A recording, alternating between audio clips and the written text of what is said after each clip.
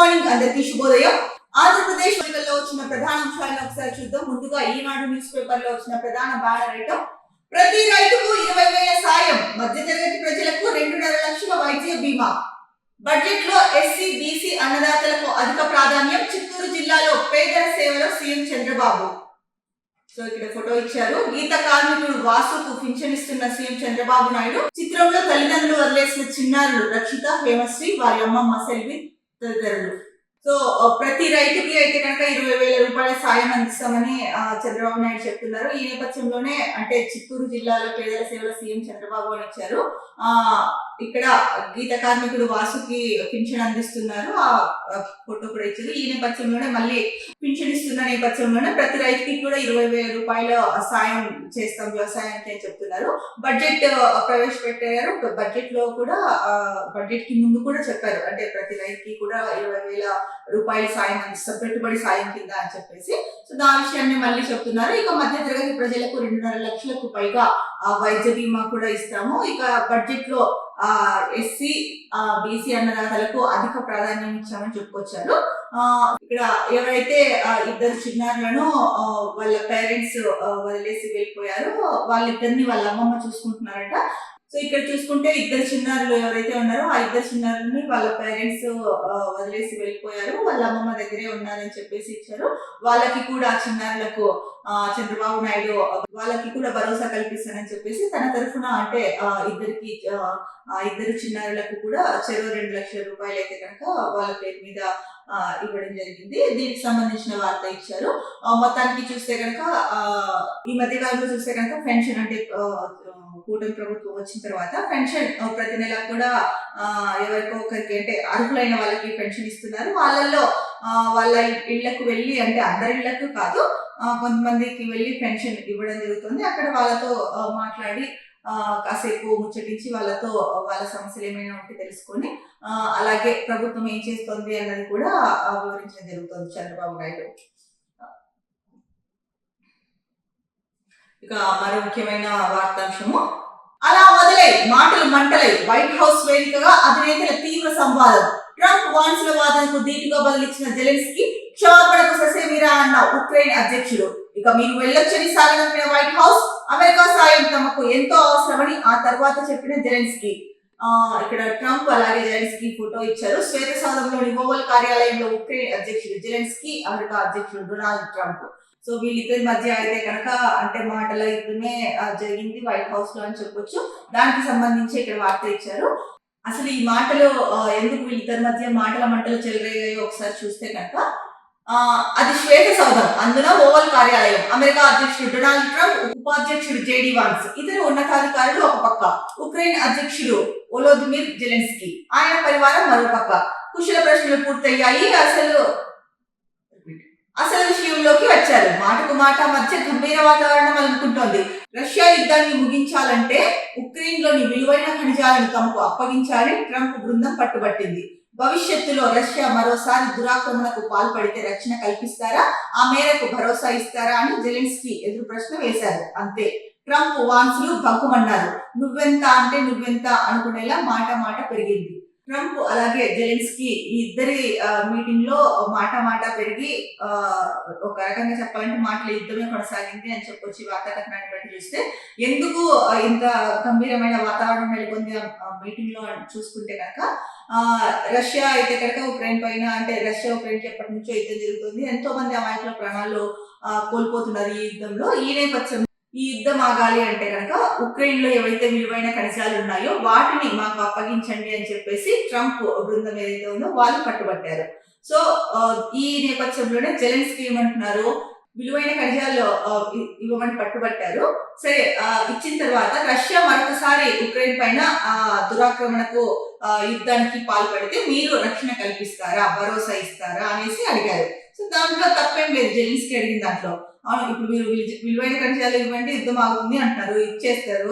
ఇచ్చేసిన తర్వాత మరి ఫ్యూచర్ లో భవిష్యత్తులో రష్యా మళ్ళీ ఆ యుద్ధానికి దిగితే అప్పుడు ఎవరు ఉక్రెయిన్ ని కాపాడేది?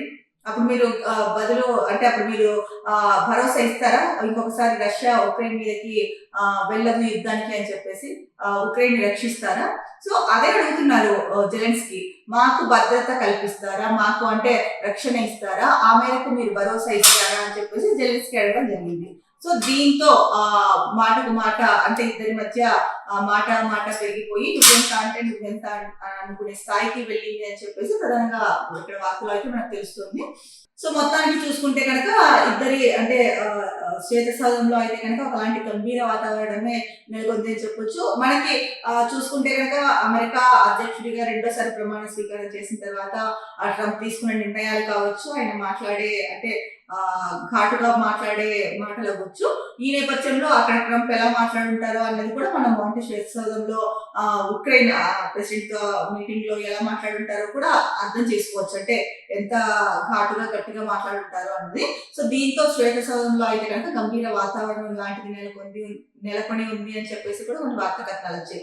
మరి జెలెన్స్కీ అడిగిన దాంట్లో అయితే కనుక ఎక్కడ తప్పైతే ఏం కనిపించట్లేదు. ఎందుకంటే ఇప్పుడు ఒక దేశం ఉంది, ఆ దేశ భద్రత వాళ్ళకి ఎంత ఇంపార్టెంటో ఇంకొక దేశ భద్రత కూడా ఆ దేశానికి అంత ఇంపార్టెంట్. ఎందుకంటే ఎవరి దేశంలోని పౌరులు వాళ్ళు రక్షించుకోవడానికి కదా మొదటి ప్రాధాన్యత ఇచ్చేది. మరి అలాంటప్పుడు విలువైన ఖనిజాలను మాకు అప్పగించండి అని పట్టుబట్టినప్పుడు సరే యుద్ధం ఆగుతుంది, మీకు విలువైన ఖనిజాలు ఇస్తే మమ్మల్ని అంటే ఫ్యూచర్ లో మళ్ళీ ఇంకొకసారి భవిష్యత్తులో రష్యా మా పైన దాడి చేయకుండా ఉంటుందా, మీరు భరోసా ఇస్తారా, రక్షణ కల్పిస్తారా అని అడిగారు.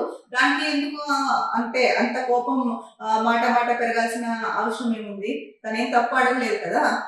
అదే నిజం. ఎందుకంటే వాళ్ళ దేశ పౌరుల్ని రక్షించుకోవడానికి, ఆ దేశాన్ని కాపాడుకోవడానికి తనకున్న సందేహాన్ని అడిగారు, చెప్పారు. భరోసా ఇస్తారా అని చెప్పేసి. సో దాని మీద అయితే అంత సీరియస్ అయ్యి అంటే ఈ విషయం పైన అయితే కనుక ముఖ్యంగా ఈ ఖనిజాలు అలాగే ఉక్రెయిన్ అధ్యక్షుడు అడిగిన దానికి భద్రత కల్పిస్తారా, భరోసా ఇస్తారా అన్న దానిపైన అయితే అంత సీరియస్ అవ్వాల్సిన అవసరం లేదని అయితే కనుక చాలా మంది అభిప్రాయపడుతున్నారు. ఇక ట్రంప్ మాటలు ఎలా ఉంటాయన్నది ప్రతి ఒక్కరికి తెలిసిందే. మరో ముఖ్యమైన వార్త, ఆశాలకు తీపి కబురు, గ్రాట్యుటీ ప్రసూతి సెలవులు, ఉద్యోగ విరమణ వయసు 62 ఏళ్లకు పెంపు, ఎన్నికల హామీ మేరకు సీఎం చంద్రబాబు నిర్ణయాలు. సో ఏపీలోని ఆశా వర్కర్లకు అయితే కనుక గుడ్ న్యూస్ చెప్పారు సీఎం చంద్రబాబు నాయుడు. గ్రాట్యుటీ అలాగే ప్రసూతి సెలవుల్ని అయితే కనుక ప్రకటించడం జరిగింది. ముఖ్యంగా ఉద్యోగ విరమణ వయసు కూడా 62 సంవత్సరాలకు పెంచారు. ఎన్నికల ప్రచారంలో ఏదైతే చెప్పారో దాన్ని నెరవేర్చే నేపథ్యంలో ఆశా వర్కర్లకు అయితే కనుక గ్రాట్యుటీ ఇస్తామని చెప్పారు. అలాగే ప్రసూతి సెలవులు కూడా 180 రోజులేమో ఇస్తామని చెప్పారు. ఉద్యోగ విరమణ వయస్సు అంటే రిటైర్డ్ ఏజ్ కూడా 60 నుంచి, అలాగే ఉద్యోగ విరమణ వయస్సు కూడా 60 నుంచి 62 ఏళ్ళకి అయితే కనుక పెంచారు. మరో ముఖ్యమైన వార్తాపత్రిక ఆంధ్రజ్యోతిలో ప్రధాన వార్తా ఐటమ్ చూసుకుంటే కనుక త్వరలోనే విశ్వ విపణిలోకి మన కాఫీ, యూరప్ దేశాల్లో మంచి డిమాండ్, మార్కెటింగ్ కోసం టాటా సంస్థతో డీల్, తొలి నుంచి అరకు కాఫీకి అండగా బాబు, పెట్టుబడిదారుల సదస్సులో అరకు కాఫీ రుచి, అంతర పంట మిరియాలకు అపడా గుర్తింపు, పసుపునకు సర్టిఫికేషన్ కోసం ప్రయత్నాలు. సో అరకు కాఫీకి అయితే కనుక ఆర్గానిక్ సర్టిఫికేషన్ అని చెప్పి ఇచ్చారు. ఇది నిజంగా తెలుగు వారిగా మనందరం గర్వించదగ్గ విషయము. ఎందుకంటే త్వరలోనే ప్రపంచవ్యాప్తంగా కూడా అరకు కాఫీ వెళ్ళే అవకాశం ఉంది. ముఖ్యంగా యూరప్ దేశాల్లో అయితే కనుక అరకు కాఫీకి మంచి డిమాండ్ ఉంది. ఇంకా ప్రపంచ దేశాల నుంచి ఎవరైతే కనుక అంటే ముఖ్యంగా పెట్టుబడిదారుల సదస్సులో అయితే కనుక అరకు కాఫీ రుచి చూపించారని కూడా ఇచ్చారు. ఇంకా అంతర్ పంటగా అంటే ఇప్పుడు కాఫీ సాగు ఉంటుంది, దాంట్లో అంతర్ పంటగా కొన్ని పంటలు వేసుకోవచ్చు. సో అలా మిరియాలకు కూడా అంతర్ పంటగా మిరియాలకు కూడా అక్కడ అయితే కనుక గుర్తింపు ఇచ్చింది అని చెప్పేసి ఇచ్చారు. ఇంకా ఈ నేపథ్యంలోనే పసుపునకి కూడా సర్టిఫికేషన్ కోసం అయితే కనుక ప్రయత్నాలు జరుగుతున్నాయి అని చెప్పారు. ఏది ఏమైనా సరే ముఖ్యంగా అరకు ఏజెన్సీ ప్రాంతంలో అయితే కనుక ముఖ్యంగా అరకులో అయితే కనుక గిరిపుత్రులు ఎక్కువగా కాఫీని పండిస్తారు. సో ఈ కాఫీకి అంటే ఆర్గానిక్ సర్టిఫికేషన్ వచ్చింది ఈ ఉత్పత్తికి. ఇది చాలా శుభ పరిణామం, సంతోషించదగ్గ విషయం.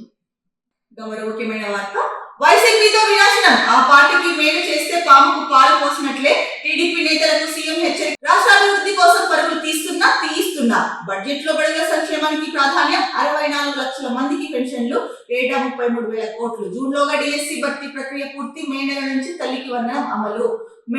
3 విడతల్లో రైతులకు అన్నదాత సుఖీభవ. 20,000 కిలోమీటర్ల గుంతల రోడ్లు బాగు చేశారు. చిత్తూరు జిల్లా పర్యటనలో సీఎం చంద్రబాబు. జీడీ నెల్లూరులో సామాజిక పెన్షన్ల పంపిణీ.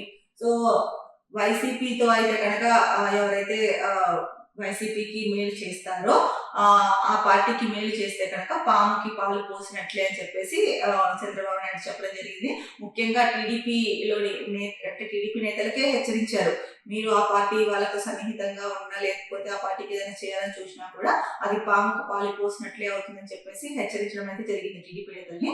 ఇక మరో విషయం చూసుకుంటే కనుక రాష్ట్రాభివృద్ధికి అంటే పరుగులు తీయిస్తున్నా అలాగే బడ్జెట్ లో అయితే కనుక బడుగుల సంక్షేమానికి అధిక ప్రాధాన్యత ఇచ్చానని చెప్పేసి చెప్తున్నారు. ఇక ముఖ్యంగా చిత్తూరు జిల్లా పర్యటనలో ఈ విషయాలు చెప్పడం జరిగింది. ఇంకా అలాగే జీడీ నెల్లూరు జిల్లాలో కూడా సామాజిక పెన్షన్లు పంపిణీ చేశారు.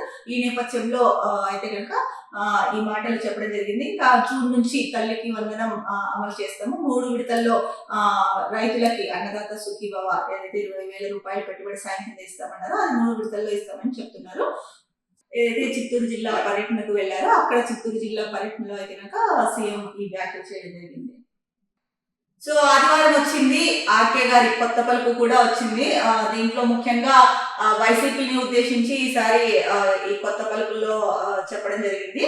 2019లో అయితే కనుక 151 భారీ సీట్ల అంటే భారీ మెజారిటీతో గెలిచారు, 151 సీట్లతో. ఆ తర్వాత కూడా మేము పాలన సాగిస్తామన్నారు. కానీ ఆ తర్వాత ఏం జరిగిందో, సో ఆయన పాలన ఎలా సాగిందో కూడా చూశారు. సో ఎవరిని ఎంతకాలం పదవిలో ఉంచాలో, అధికారంలో ఉంచాలో ప్రజలకి బాగా తెలుసు అని చెప్పేసి ఒక మాట అయితే చెప్పడం జరిగింది. అంటే ఆయన కొత్త పలుకుల్లో ఒక పలుకు ఇది. ఇంకా అలాగే ముఖ్యంగా చూసుకుంటే కనుక వైసీపీ అంటే గత వైసీపీ గురించి మాట్లాడడం జరిగింది. అలాగే ఇప్పుడు ప్రభుత్వం ఏదైతే ఉందో కూటమి ప్రభుత్వం గురించి కూడా మాట్లాడడం జరిగింది. అంటే చంద్రబాబు, పవన్ కళ్యాణ్ చెప్తున్నట్లు కూటమి ప్రభుత్వం అధికారంలో ఉండడం రాష్ట్రానికి ప్రజలకి అవసరం. తెలుగు తమ్ముళ్ళు ఈ వాస్తవాన్ని గుర్తించకుండా అతిగా స్పందిస్తూ అలజడి సృష్టిస్తున్నారు అని చెప్పేసి ఇటు టీడీపీ గురించి కూడా, అంటే సీఎం డిప్యూటీ సీఎం మీదనే కాదు బాధ్యత ఉండేది, తెలుగుదేశం పార్టీ నేతలు, జనసేన నేతలు ఎవరైతే ఉన్నారో సో ఈ పార్టీల మీద కూడా బాధ్యత ఉంది. అంటే రాష్ట్ర ప్రజలని సంక్షేమం దిశగా తీసుకెళ్లాల్సిన బాధ్యత అవ్వచ్చు, ప్రభుత్వానికి అండగా ఉండాల్సిన బాధ్యత అవ్వచ్చు, ఏదైనా సరే. సో ఒక్క చంద్రబాబు నాయుడు, పవన్ కళ్యాణ్ మీదే కాదు తెలుగు తమ్ముళ్ళ మీద కూడా ఉంది అని చెప్పేసి ఇక్కడ ఇచ్చారు. ముఖ్యంగా ఆర్కే కొత్త పలుకులు. ముఖ్యమైన వార్త, టీచర్ల బదిలీలకు చట్టం. ఏటా వేసవిలోని బదిలీల ప్రక్రియ 5 ఏళ్లు దాటితే తప్పనిసరి బదిలీ. 4 కేటగిరీల్లో ప్రాధాన్యత పాయింట్లు. టీచర్ల పనితీరుకు ప్రత్యేకంగా కేటాయింపు. ముసాయిదా విడుదల చేసిన పాఠశాల విద్యాశాఖ. ప్రస్తుత అసెంబ్లీ సమావేశాల్లోనే సభలో బిల్లు. ఇప్పటి నుంచి అయితే టీచర్లని ట్రాన్స్ఫర్ చేయడానికి కూడా ఒక చట్టం అయితే కనుక ఉంటుంది. ఏటా వేసవిలోనే ట్రాన్స్ఫర్స్ బదిలీల ప్రక్రియ ఉంటుంది. ఇక 5 ఏళ్లు దాటితే కనుక కంపల్సరిగా తప్పనిసరిగా బదిలీ ఉంటుంది అని చెప్తూ 4 కేటగిరీల్లో ప్రాధాన్యత పాయింట్స్ అయితే కనుక ఇస్తున్నారు అని చెప్పేసి ఇక్కడ చెప్తున్నారు. ముఖ్యంగా దీనికి సంబంధించిన ముసాయిదాని విడుదల చేసిన పాఠశాల విద్యాశాఖ. ప్రస్తుత అసెంబ్లీ సమావేశాల్లోనే దీనిపైన కూడా, అంటే ఈ బిల్లు ఈ అసెంబ్లీ సమావేశాల్లో అయితే కనుక ఈ బిల్లుని ప్రవేశపెడతారు అని చెప్పేసి ఇక్కడ మనకి ముఖ్యంగా వార్త ఉంది. ఏది ఏమైనప్పటికీ కూడా టీచర్లు ట్రాన్స్ఫర్ అవ్వడానికి కూడా ఒక చట్టం అయితే కనుక వస్తుంది. 2029లోనూ మాసార్ సీఎం కావాలి. బడ్జెట్ లో తక్కువ రెవెన్యూ లోటు శుభపరిణామం. చంద్రబాబుకు ఎప్పటికీ రుణపడి ఉంటాను, రాష్ట్ర అభివృద్ధికి ఆయనకు మద్దతుగా నిలవాలి. ఎక్స్ లో ఫైబర్ నెట్ మాజీ chairman GV Reddy. So GV Reddy fibre net chairman కి రాజీనామా చేసిన తర్వాత ఎక్స్ లో అయితే కనుక ఎక్స్ వెనుకగా స్పందించారు. 2029లోనూ చంద్రబాబు నాయుడు సీఎం అవ్వాలి. అలాగే బడ్జెట్ లో తక్కువ రెవెన్యూ లోటు శుభ పరిణామము. చంద్రబాబుకి నేను ఎప్పటికీ రుణపడి ఉంటాను అని చెప్పేసి ట్వీట్ చేశారు ఎక్స్ లో. అలాగే ఆయనకి, అంటే రాష్ట్రానికి ఆయనకు మద్దతుగా నిలవాలని చెప్పేసి చెప్తున్నారు. మరి జీవిరెడ్డి రాజీనామా చేసిన తర్వాత దాన్ని చంద్రబాబు నాయుడు అంగీకరించారు, అంటే ఆమోదం తెలిపారు. కానీ తెలుగుదేశం పార్టీ నేతల్లో అయితే కనుక కొంతమందిలో జీవిరెడ్డి రాజీనామా చేయడం ఇష్టం లేదని చెప్పేసి, ఆ తర్వాత సోషల్ మీడియాలో అయితే కనుక చాలా కొన్ని పోస్టులు వైరల్ అయ్యాయి, కొన్ని వార్తా కథనాలు కూడా వైరల్ అయ్యాయి. అంటే జీవిరెడ్డి లాంటి వ్యక్తి ఆ పార్టీకి చాలా అవసరము, ఆయన తొందరపడి రాజీనామా చేసి ఉండాల్సింది కాదు, ఇటు సీఎం గారు కూడా ఆమోదించకుండా ఉండాల్సింది అన్న మాటలు కూడా వినిపించాయి. ఏదేమైనప్పటికీ కూడా అంటే మళ్ళీ పార్టీలోకి రా జీవిరెడ్డి అని కొంతమంది తెలుగుదేశం నేతలు అడిగారని చెప్పి వార్తలు అయితే కనుక వచ్చాయి. ఈ నేపథ్యంలో ఎక్స్ అంటే బడ్జెట్ ప్రవేశపెట్టిన తర్వాత దాని గురించి ఎక్స్ లో అయితే కనుక ట్వీట్ చేయడము, మరి జీవిరెడ్డి పార్టీ సభ్యత్వానికి కూడా రాజీనామా చేశారు పర్మనెంట్ చైర్మన్ పదవితో పాటు.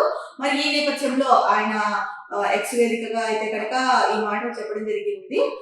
మళ్ళీ కూడా 2029లో సేమ్గా చంద్రబాబు నాయుడే ఉండాలని, మరి పార్టీలోకి తిరిగి వస్తారా లేకపోతే కనుక ఏ పార్టీలోకి వెళ్ళను అని చెప్పారు. మరి ఏ పార్టీలోకి వెళ్లకుండా ఇంకా ఈ పార్టీలోకి కూడా తిరిగి రాకుండా అలాగే తెలుగు తమ్ముళ్ళ కోరిక మేరకు మళ్ళీ పార్టీలోకి తిరిగి వస్తారా, లేకపోతే ఆయన నేను రాజీనామా చేశాను ఏ పార్టీలోకి కూడా వెళ్ళను అని చెప్పారు. మరి దానికి కట్టుబడి ఉంటారా అన్నది కనుక చూడాలి. వార్త చూసుకుంటే, డాక్టర్ గుండె నొప్పి, అమ్మ కడుపు నొప్పి, సార్ క్యాన్సర్ ఉందేమో, కడప రిమ్స్ లో పోసాని ఆపసోపాలు 3 గంటల పాటు పరీక్షలు, ఏమీ లేదని తెలిసిన వైద్యులు ఆసుపత్రిలో ఉంచనక్కర్లేదని వెల్లడి. సో పోసాని కృష్ణములే అరెస్ట్ అవ్వడము, తర్వాత జ్యుడిషియల్ రిమాండ్ విషయం ఇదంతా మనకు తెలిసిందే. ఈ నేపథ్యంలోనే నిన్న వార్తలు వచ్చాయి కొన్ని, ఆయనకి స్వల్ప అస్వస్థత కలిగింది అని చెప్పేసి దానికి సంబంధించిన వార్త ఇచ్చారు. ఆయన అయితే కనుక కడప రిమ్స్ లో జాయిన్ చేయించిన తర్వాత గుండె నొప్పి, కడుపు నొప్పి, ఇంకా క్యాన్సర్ ఉందేమో ఇలా మాట్లాడారు అన్నట్టు వార్త అయితే కనుక ఇచ్చారు. సో అన్ని టెస్టులు అంటే 3 గంటల పాటు టెస్ట్ చేశారని, సో అన్ని టెస్టులు చేసిన తర్వాత ఆయనకైతే కనుక ఇలాంటిది ఏమీ లేదు, ఆరోగ్యం బాగుంది, ఆసుపత్రిలో కూడా ఉంచాల్సిన అవసరం లేదని చెప్పేసి చెప్పారంట. ఇక మరో వార్త, పవన్ పైన ఎవరు పారేసుకుంటే సహించము, అలా మాట్లాడినందుకే ఒకరు జైల్లో ఉన్నారు. పవన్ ది మానవత్వం, నిజాయితీతో కూడిన ప్రయాణం, విమర్శించే హక్కు ఎవరికీ లేదు. జనసేన ఆవిర్భావ సభ సన్నాహక సమావేశంలో మంత్రి నాదెండ్ల. సో మంత్రి నాదెండ్ల ఏమంటున్నారు, పవన్ పై నోరు పారేసుకుంటే సహించము, అలా మాట్లాడినందుకే ఒకరు జైల్లో ఉన్నారు అన్నారు. బహుశా పోసాని ఉద్దేశించి అన్నారేమో ఆయన అని అనుకుంటున్నారు. మరి ఇంకొక మాట అన్నారు, పవన్ ది మానవత్వము, నిజాయితీతో కూడిన ప్రయాణము, విమర్శించే హక్కు ఎవరికి లేదు అని చెప్తున్నారు. కాకపోతే ఇక్కడ ఒక పాయింట్ ఇస్తే, పవన్ కళ్యాణ్ కి మానవత్వం ఉంది, ఆయన ప్రయాణం కూడా అంటే నిజాయితీతో కూడిన ప్రయాణమే. అందుకని కూటమి ప్రభుత్వం వచ్చిన తర్వాత కూడా చాలా మంది ప్రజలైతే ఇప్పటికి కూడా మీరు గ్రౌండ్ లెవెల్ కి వెళ్ళి, సో అందుకే ఇప్పుడు పవన్ కళ్యాణ్ మీదనే ఎక్కువ నమ్మకం, అంటే కూటమి ప్రభుత్వం ఏర్పడిన తర్వాత చాలా మంది ప్రజల్లో ముఖ్యంగా యువతలో పవన్ కళ్యాణ్ మీదనే ఎక్కువ నమ్మకం ఉంచుకున్నారు. ఏంటంటే కనుక ఏదైనా సరే సమస్య వచ్చినా ఒకవేళ దానికి ఆ సమస్య తీర్చడంలో కానీ ఇది చేయడంలో కానీ ఒకవేళ ప్రభుత్వం ఆలస్యంగా స్పందించినా, అంటే సీఎం గారు ఏదైనా వర్కుల్లో ఉండి ఆలస్యంగా స్పందించినా, లేకపోతే కొంతమంది మంత్రులు అడ్డుపడినా పవన్ కళ్యాణ్ ఉన్నారు, దాన్ని తీరుస్తారు. సో పవన్ కళ్యాణ్ గారి మీద మాకు నమ్మకం ఉంది అని చెప్పేసి చాలా మంది పవన్ కళ్యాణ్ గారి మీద నమ్మకం పెట్టుకున్నారు. మరి ఈ రోజు పరిస్థితి ఎలా ఉంది రాష్ట్రంలో? ముఖ్యంగా ఏదైతే పవన్ కళ్యాణ్ గారు అన్నిటికన్నా ముందు ఏ విషయం అయితే చెప్పారో ఆడబిడ్డలకు అండగా ఉంటారని, అది ఎక్కడా కూడా కనిపించలేదు. తర్వాత చాలానే జరుగుతూ ఉన్నాయి. వీటిపైన కూడా ఎక్కడ అంటే స్పందించింది తక్కువ. ఇంకా చర్యలు అంటారా, పోలీసులు వాళ్ళ పని వాళ్ళు చేసుకెళ్తారు, పోలీసులు గాలిస్తున్నారు నిందితుల కోసం, ముఖ్యంగా అమ్మాయిల విషయంలో జరిగిన దాంట్లో చూసుకుంటే కనుక ఇలాంటి చెప్తున్నారు. కానీ నిందితులకి ఇప్పటి వరకు జరిగిన ఎంతమంది అమ్మాయిల మీద ఇప్పటి వరకు అఘాయిత్యాలు జరిగాయి, వేధింపులు జరిగాయి, సో వాళ్ళ దాంట్లో ఎంతమంది నిందితుల్ని పట్టుకున్నారు, వాళ్ళకి ఎలాంటి శిక్ష వేశారు, ఇలాంటివన్నీ ఒకసారి ప్రజల ముందు పెడితే కనుక అప్పుడు ప్రజలకు కూడా ఇంకా విశ్వాసం పెరుగుతుంది పవన్ కళ్యాణ్ గారి మీద. అప్పుడు ఎవరు నోరు పారేసుకోరు. అంటే ప్రతిపక్షాలు మాటలు, ఇప్పుడు రాజకీయ పార్టీల్లో ఒక పార్టీని విమర్శించుకోవడం ఇవన్నీ ఈ మధ్యకాలంలో అయితే కామన్ అయిపోయాయి. ముఖ్యంగా చెప్పాలంటే ప్రజల సమస్యల్ని కూడా పక్కన పెట్టేసి తిట్టుకునే స్థాయికి ఎదిగిపోయాయి రాజకీయ పార్టీలు. ఫస్ట్ ప్రయారిటీ ఒకరి మీద ఒకరు తిట్టుకుందాం, బురద జల్లుకుందాం, తర్వాత ఏమైనా ప్రజా సమస్యలు ఉంటే చూసుకుందాం అన్న స్థాయికి ఎదిగిపోయాయి అని చెప్పేసి, గ్రామాల్లో అయితే కనుక వాళ్ళ వర్క్ పెడిచి కాసేపు అలా రచ్చబండ మీద అలా కూర్చున్నప్పుడు, అరుగుల మీద వీధి అరుగుల మీద కూర్చున్నప్పుడు ఇదే మాట్లాడుకుంటున్నారు. కావాలంటే మీరు వెళ్ళి ఆ, కార్యకర్తలు ఉంటారు, ప్రతి నియోజకవర్గంలో ఉంటారు, ప్రతి గ్రామంలో కూడా టీడీపీ నేతలు కార్యకర్తలు, అలాగే జనసేన కార్యకర్తలు, వైసీపీ కార్యకర్తలు అందరూ ఉంటారు. ఏ ఒక్క పార్టీ అతీతం కాదు దీనికి, అన్ని పార్టీలు అలాగే ఉన్నాయి. సో మీరు అక్కడ కార్యకర్తలతో రిపోర్ట్ తెప్పించుకున్నదే అంటారు.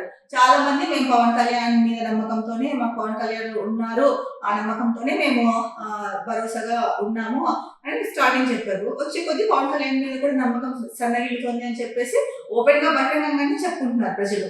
అది కావాలంటే మీరు కూడా వెళ్ళి చూడొచ్చు, అది ఏంటి గ్రౌండ్ రిపోర్ట్ కూడా తెప్పించుకోవచ్చు నాదెండ్ల మనోహర్ గారు.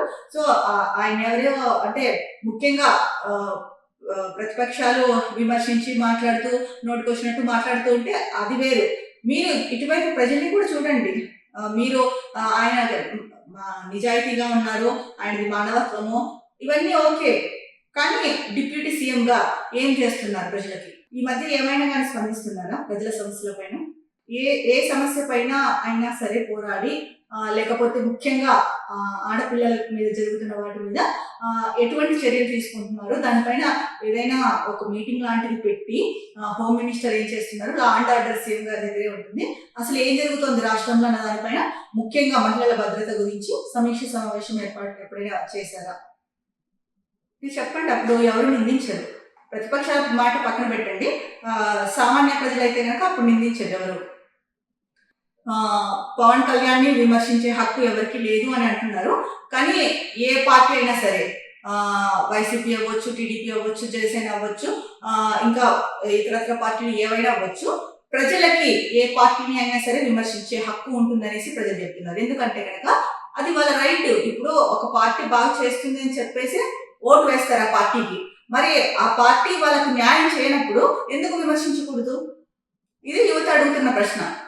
ఇప్పుడు రాజకీయ పార్టీలు ఒకరి మీద ఒకరు బురద చల్లుకుంటారు, అది అసలు ఎంత కామన్ అయిపోయిందో ఇందాక మనం చెప్పుకున్నాం, దాన్ని పక్కన పెట్టండి. సామాన్య ప్రజలకైతే కనుక ప్రతి ఎవరు సరిగా చేయలేదు వాళ్ళు విమర్శించే హక్కు అయితే ఉంటుంది కదా. అలా విమర్శించే హక్కు లేదు, ముఖ్యంగా ప్రజల పాయింట్ ఆఫ్ వ్యూలో నేను చెప్తున్నది, విమర్శించే హక్కు లేదు అని అయితే కనుక విమర్శించే హక్కు ఇక్కడ తీసుకో. సో ప్రజలైతే కనుక ఎవరిని విమర్శించే హక్కు లేదు ప్రజలకు అన్నదైతే కనుక ఎవరికి ఆ రైట్ లేదు. ముఖ్యంగా చెప్పాలంటే మీరు వీళ్ళని విమర్శించకండి అని ప్రజలకి చెప్పే రైట్ అయితే కనుక ఎవరికి లేదు. ఎందుకంటే కనుక ఇది ప్రజాస్వామ్య దేశము, ప్రజలు వాళ్ళకు మేలు చేసే వాళ్ళని ఎప్పుడు కీర్తిస్తారు, ఎప్పుడు వాళ్ళ తరఫున ఉంటారు. ప్రజలకి ఒక పార్టీని నమ్మి ఓటేసిన తర్వాత ప్రజలకి చేయకపోతే కనుక వాళ్ళు ఆశించిన స్థాయిలో విమర్శిస్తారు. ఇప్పుడు మీరు రాజకీయ పార్టీని పక్కన పెట్టండి, నేను ప్రజల పాయింట్ ఆఫ్ వ్యూలో మాత్రమే చెప్తున్నాను. మీరు పార్టీలు ఉద్దేశించి అన్నదైతే అర్థమవుతుంది, నేను ఇక్కడ ప్రజల పాయింట్ ఆఫ్ వ్యూలో చెప్తున్నాను. సో ప్రజలకైతే కనుక ఏదైనా పార్టీ వాళ్ళు నమ్మి ఓటేసిన పార్టీ పనిచేయకపోతే విమర్శించే హక్కు అయితే కనుక ఉంది ఖచ్చితంగా. మన వారు చూసుకుంటే కనుక కొట్టి సంతకం చేయించారు, అఫిడవిట్లో ఏం రాశారో నాకు తెలియదు, కాగితాలపై ఉన్నదంతా వంశీ మనుషులు రాసిందే. 10న రాత్రంతా వల్లభనేని వంశీ ఫ్లాట్ లోనే ఉంచారు, కేసుతో సంబంధం లేదని కోర్టులో చెప్పించారు. సత్యవర్ధన్ వాంగ్మూలంతో ప్రధాన అంశాలు, న్యాయస్థానం నుంచి కాపీని తీసుకున్న పోలీసులు. సో సత్యవర్ధన్ అయితే కనుక వల్లభనేని వంశీ, సత్యవర్ధన్ వీళ్ళ కేసు జరుగుతుంది కదా, దీంట్లో సత్యవర్ధన్ వాంగ్మూలం ఇచ్చారు. ఏంటంటే కనుక నన్ను కొట్టి సంతకం చేయించు, సో అందులో రాసిందంతా కూడా వంశీ మనుషులు రాసిందే అని చెప్పేసి చెప్తున్నారు. సో కేసుతో అయితే కనుక సంబంధం లేదని కోర్టులో చెప్పించారు. సత్యవర్ధన్ ఏదైతే వాంగ్మూలం ఇచ్చారో దీంట్లో ఇంకా ముఖ్యమైన విషయాలు అయితే కనుక బయటకు వచ్చాయి అని చెప్పేసి తెలుస్తుంది వార్త కథనం చూస్తే. ఇక న్యాయస్థానం నుంచి ఈ వాంగ్మూలం కాపీ ఏదైతే ఉందో దాన్ని కాపీని తీసుకున్నారు పోలీసులు అని చెప్పేసి ఇచ్చారు. ఇక మరో ముఖ్యమైన వార్తాపత్రిక సాక్షిలో చూస్తే కనుక ప్రధాన బ్యానర్ ఐటమ్, ఉద్యోగులకు ఉత్త చెయ్యి ఊరించి ఉసూరు పడిపించిన బాబు సర్కార్ బడ్జెట్, ఎన్నికల మేనిఫెస్టోలో బకాయిల చెల్లింపు సహా ఎన్నో హామీలు, అధికారంలోకి వచ్చాక వాటి గురించి పట్టించుకోండి మైనం. 9 నెలల్లో మరో 3,000 కోట్లు బకాయి, మొత్తంగా 26,000 కోట్లకు చేరిన బకాయిలు. ఐఆర్ ప్రస్తావన లేదు, 2 డిఏల బకాయిల మాటే లేదు. ముందుకు సాగని టీఆర్సీ చైర్మన్ నియామకం తమ ఆశలపై నీళ్లు చల్లిందంటున్న ఉద్యోగులు, పెన్షనర్లు. ఆశ నిరాశే. వేతనాల పెంపు, ఉద్యోగ భద్రతపై ప్రభుత్వం మొండి చెయ్యి. ఏఎన్ఎం కోర్సు చేసిన వారికి పదోన్నతిని పట్టించుకోలేదు. ప్రసూతి సెలవులు, ఉద్యోగ విరమణ ప్రోత్సాహకంతో సరి. ప్రధాన డిమాండ్ను పట్టించుకోకపోవడంపై మండిపడుతున్న ఆశా వర్కర్లు. ఇక ఉద్యోగులకు తీరని అన్యాయం. వైఎస్ఆర్సీపీ ఎంప్లాయీస్ పెన్షనర్స్ విభాగం రాష్ట్ర అధ్యక్షుడు ఎన్ చంద్రశేఖర్ రెడ్డి ఆధ్వర్యంలో బకాయిల చెల్లింపులకు బడ్జెట్ లో కేటాయింపులేవి. సిపిఎస్ నిరుద్యోగ భృతి జాబ్ క్యాలెండర్ ప్రస్తావన లేదు. సో ఉద్యోగులకు అయితే కనుక రాష్ట్ర బడ్జెట్ ప్రవేశపెట్టారు. 3 లక్షల కోట్లకు పైగా అతి పెద్ద, అంటే ఏపీలోనే పెద్ద బడ్జెట్ ఇది అని చెప్పారు. సో ఆ బడ్జెట్ లో అయితే కనుక ఉద్యోగులకు ఉత్తశయ్యి ఊరించి ఉసూరు అనిపించింది బాబు సర్కార్ బడ్జెట్ అని చెప్పేసి ముఖ్యంగా సాక్షిలో న్యూస్ ఇచ్చారు. ఎన్నికల మేనిఫెస్టోలో బకాయిల చెల్లింపుతో సహా ఎన్నో హామీలు ఇచ్చారు. మరి వాటి ఊసు దీంట్లో కనిపించలేదు. అధికారంలోకి వచ్చాక కూడా వాటి గురించి పట్టించుకోలేదు అని చెప్తున్నారు. ఇక ఈ 9 నెలల్లో అయితే కనుక మరో 3,000 కోట్లు బకాయిలు అయితే కనుక పెట్టారు. మొత్తంగా ఇప్పటి వరకు 26,000 కోట్లకు చేరిన బకాయిలు అని చెప్పేసి ప్రధానంగా ఇచ్చారు. ఇక ఉద్యోగులకు సంబంధించి ఐఆర్ ప్రస్తావన లేదు. ఇంకా 2 డిఏలు ఏవైతే బకాయిలు ఉన్నాయో వాటి మాట కూడా ఏం చెప్పలేదు అని చెప్పేసి చెప్పారు. ఇక పిఆర్సీ చైర్మన్ నియామకం గురించి కూడా ఏది ముందుకు తీసుకెళ్లలేదు ఆ విషయాన్ని కూడా అని చెప్పేసి ముఖ్యంగా బడ్జెట్ గురించి బడ్జెట్ లో ఉద్యోగులకి ఉత్తశయ్యి ఇచ్చారు అని చెప్పేసి ప్రధాన వార్త ఇచ్చారు. ఇక మరో వార్త చూస్తే కనుక వైఎస్ఆర్సీపీ వాళ్ళకు చిన్న పని చేసిన ఊరుకోను. చిత్తూరు జిల్లా గంగాధర నెల్లూరులో సీఎం చంద్రబాబు హెచ్చరిక. ఇది విషయం నిండిన మాట. వైఎస్ఆర్సీపీ కార్యకర్తలకు చిన్న పని చేసి పెట్టిన ఊరుకునేది లేదు. అది అధికారులైనా సరే ప్రజాప్రతినిధులైనా సరే వైఎస్ఆర్సీపీ వాళ్ళకు ప్రత్యక్షంగా గాని పరోక్షంగా గాని ఏ ఉపకారం చేయొద్దు. వాళ్ళకు ఉపకారం చేస్తే పాముకు పాలు పోసినట్టే. గంగాధర నెల్లూరు జిల్లాలో చంద్రబాబు వ్యాఖ్యలు. దీనిపైన విజన్ ఉన్న నాయకుడి మాట. సంక్షేమ పథకాల విషయంలో కులం చూడడం, మతం చూడడం, ప్రాంతం చూడడం, రాజకీయాలు చూడడం, పార్టీలు చూడడం, నాకు ఓటు వేయకపోయినా పర్వాలేదు, అర్హతే ప్రామాణికంగా ప్రతి ఒక్కరికి పథకాలు అందాల్సిందే, ఎన్నికల వరకే రాజకీయాలు, ఆ తర్వాత అందరూ నా వాళ్ళే. సీఎం గా ఉన్నప్పుడు వైఎస్ జగన్మోహన్ రెడ్డి వ్యాఖ్యలు. ఏదైతే కనుక సీఎం చంద్రబాబు నాయుడు అన్నారో వైసీపీకి ఎవరు హెల్ప్ చేయకండి, వాళ్ళకి హెల్ప్ చేస్తే పాముకి పాలు పోసినట్టే అని చెప్పేసి చంద్రబాబు నాయుడు అన్నారు. అంటే ముఖ్యంగా టీడీపీ నేతలకి చెప్పారు. ముఖ్యంగా దీనికి సంబంధించి సాక్షిలో ఇచ్చారు. అంటే విషయం నిండిన మాటలు మాట్లాడుతున్నారు అని చెప్పేసి చంద్రబాబు నాయుడు విషయం నిండిన మాటలు మాట్లాడుతున్నారు. వైసీపీ ప్రతినిధులు అయినా సరే, వాళ్ళ ప్రజాప్రతినిధులు అయినా సరే, ఎవరైనా సరే వైసీపీ వాళ్ళకు ప్రత్యక్షంగా కానీ పరోక్షంగా కానీ హెల్ప్ చేయకండి అని చెప్పేసి చెప్తున్నారు. ఎవరు? చంద్రబాబు నాయుడు చెప్పారని చెప్పేసి ఇచ్చారు. అదే ఒకప్పుడు సీఎం గా ఉన్న జగన్మోహన్ రెడ్డి అధికారంలోకి వచ్చిన తర్వాత సో ఎన్నికల వరకే రాజకీయాలు, ఆ తర్వాత అంతా నా వాళ్ళే, సో పార్టీలు కులమతాలు ఇవన్నీ ఏమీ చూడము, అర్హత ప్రామాణికంగా తీసుకొని అందరికీ ఏవైతే పథకాలు అందాలో అవి అందిస్తాము అన్నారు. ఇది జగన్ విజన్ ఉన్న నాయకుడి మాట. ఇద్దరి మాటలకు ఎంత పొంతన ఉంది అన్నది కంపారిజన్ చేస్తున్నట్టు ఇక్కడ ఇవ్వడం జరిగింది. సో మరి సీఎం గారు వైసీపీ నేతలకు హెల్ప్ చేయకండి అని చెప్పడం, మామూలుగా చెప్పడం ఒక ఎత్తు, వైసీపీ నేతలకు హెల్ప్ చేయకండి అని. వాళ్ళు ప్రజాప్రతినిధులైనా సరే, అధికారులైనా సరే వైఎస్ఆర్సీపీ వాళ్ళకి ప్రత్యక్షంగా పరోక్షంగా హెల్ప్ చేయకూడదు అన్నారు. మరి ఈ మాటలు మరి ఎంతవరకు కరెక్ట్ అన్నది సీఎం గారికి తెలియాలి. అలాగే ప్రజలందరూ కూడా ఈ మాటలు, ఎందుకంటే నెల్లూరు జిల్లాలో ఈ వ్యాఖ్యలు చేశారు. మరి ప్రజలందరికీ కూడా ఈ వ్యాఖ్యలు విన్నారు.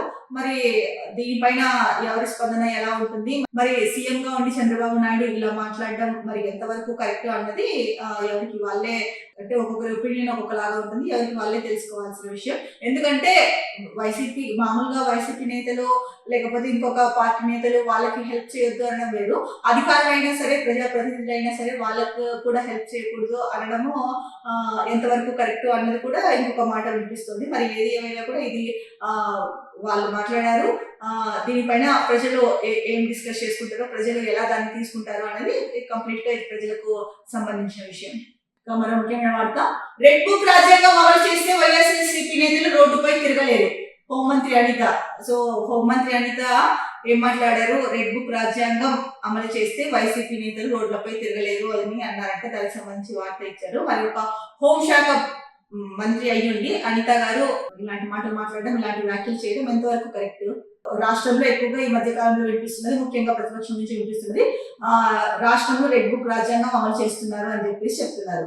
మరి ఈ నేపథ్యంలో, అంటే పోసాని కృష్ణమురళి అని అరెస్ట్ చేసిన నేపథ్యంలో పోసాని కృష్ణమురళి ఏదైతే చెప్పారో, అంటే వాళ్ళు చెప్పమన్నారు, నేను చెప్పాను, అదే వాళ్ళు ఏవైతే చెప్పమన్నారో నేను చెప్పాను.